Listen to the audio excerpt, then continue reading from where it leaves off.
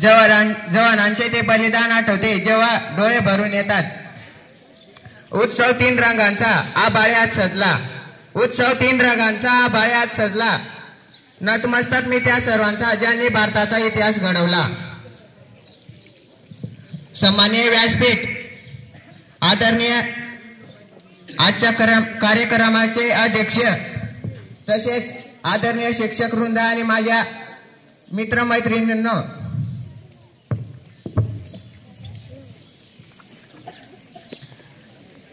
एकत्रित जमला आहोत कारण आजचा दिवस आहे 26 जानेवारी प्रजासत्ताक दिन, जो आपल्या भारताचा गौरवशाली इतिहासाचा प्रतीक आहे। तर भारताला स्वातंत्र्य कसे मिळाले? भारताला 15 ऑगस्ट 1947 रोजी ब्रिटिश सत्तेपासून स्वातंत्र्य मिळाले। हजारो शूरवीरांनी आपल्या बलिदानाने स्वातंत्र्याचा मार्ग सुटा केला।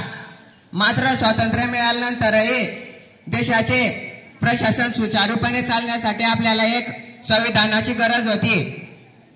त्यासाठी भारताचे भारतरत्न डॉक्टर बाबासाहेब आंबेडकर यांच्या अध्यक्षतेखाली घटना समिती स्थापन करण्यात आली आणि जगातील सर्वात मोठे लिखित संविधान तयार करण्यात आले।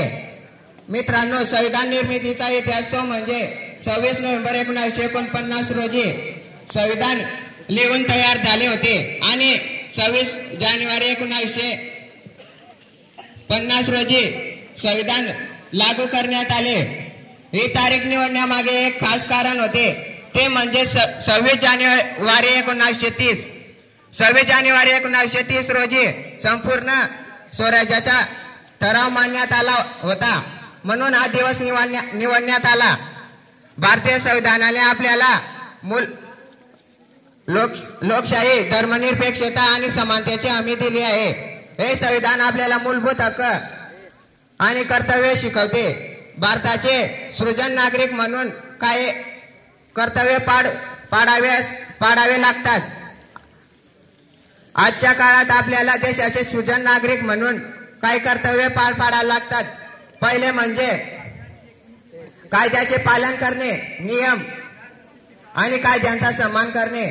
दुसरं, राष्ट्रीय एकता, धर्म, भाषा, प्रांत या पलीकडे जाऊन एकात्मतेसाठी काम करणे।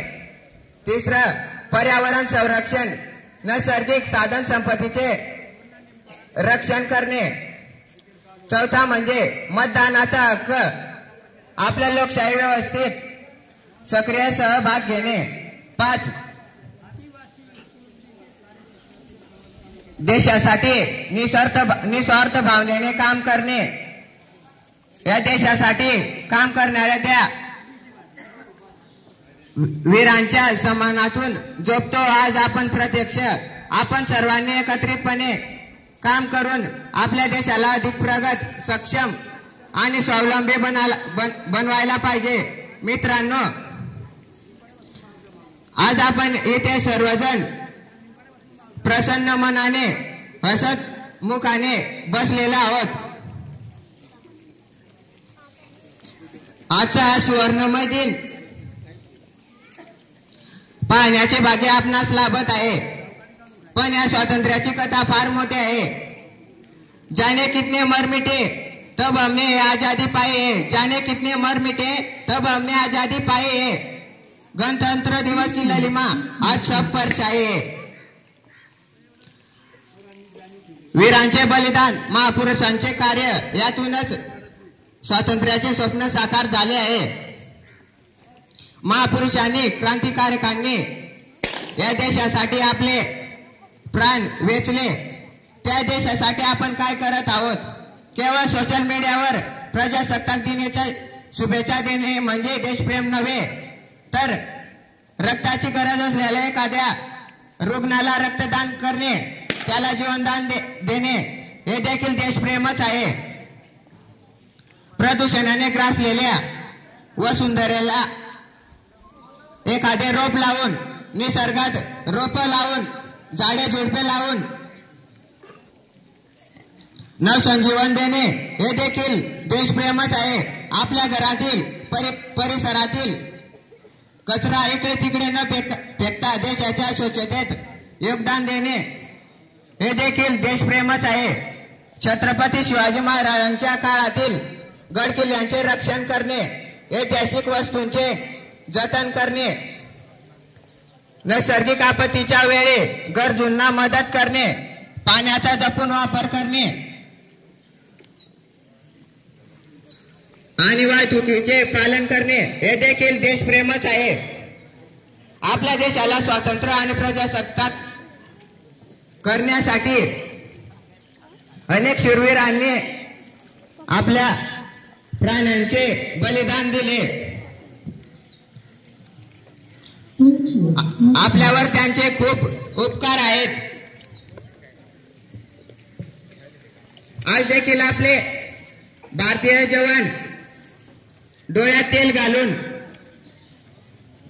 मातृभूमीच्या रक्षणासाठी सीमेवर खडा पहारा देत आहेत.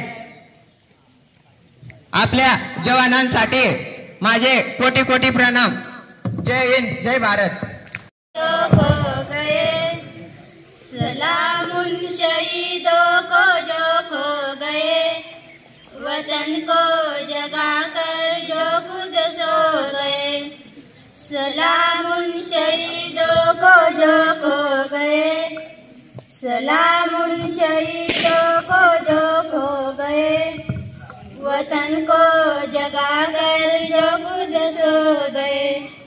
वतन को जगा कर जो खुद सो गए.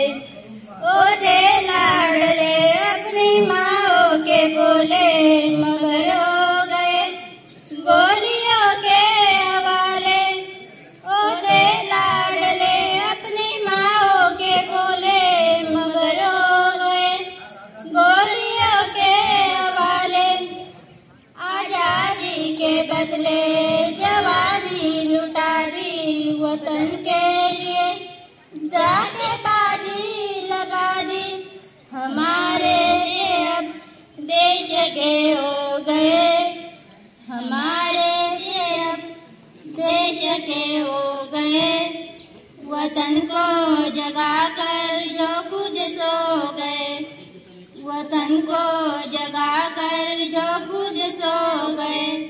हिंदू बस किया मुसलमान थे, सलाम उनको जिनकी वो संतान थे.